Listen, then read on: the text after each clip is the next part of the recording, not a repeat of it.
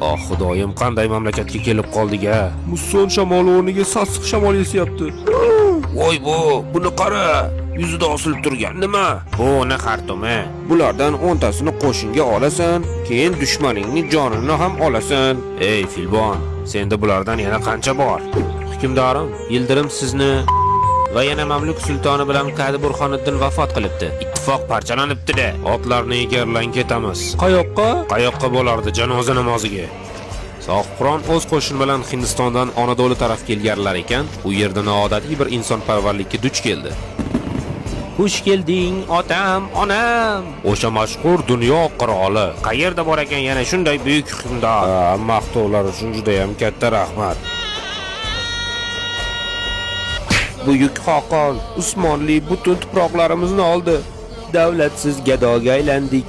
Bu holda yasholmaymiz o'g'lim. Sivas qal'asi haqida eshitganmisiz? Uni hech kim ola olmasmish. Sohibi Qur'on bu gapdan so'ng butun qo'shin bilan Sivasni qamal qildi. Qamal ichida qolgan qal'a qo'mondoni Temurga bir shart bilan taslim bo'lishga rozi bo'ldi. Temur qon to'kmaydi. Sulh tuzilganligiga qaramay Temuriylarga hujum qilgan Sivaslik armanilarni Temur qon to'kmasdan tiriklayin ko'mib tashladi.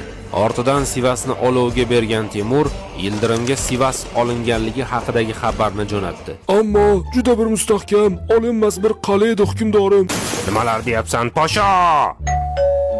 Kel. Buyuk olampanoh oldiga bosh egib keldik. Ammo hukmdorim, Amir Temurning azaliy dushmanlari Ahmad Jaloir va Qora Yusuf bu. Hozroq qo'ying. Menga itoat qilganlarni xor qilib qo'ymayman. Kitobda ham shunday yozilgan. To'g'rimi, mazlum? Xuddi shunday hukmdorim. Endi esa Temurning oldiga elchimizni jo'nataylik. Nima deyishga ham hayronman afandim. Joning omonda, aytganini so'zla. Ey, quturgan ko'ppak, sen kimsan-ki menga tahdid qilasan? Jang maydoniga kelmasang xotinlaring taloq bo'lsin. Men kelmasam menikilar taloq bo'lsin. Hali ko'rishganimda u holda hukmdoringga ayt. Silohlarini kiysin. Yildirim sovutlarini kiyib, qilichini katta mamnuniyat bilan o'z qo'liga olar ekan, dushmanning kuchiga parvo qilmasdan jangga otlana boshladi. Temur esa unga qo'y, pushaymon bo'lasan derdi. Itoat qil, omonlikka erish. Men Chin tarafga yurishga ketaman derdi. Ammo Yildirim parvosiga ham ilmasdi.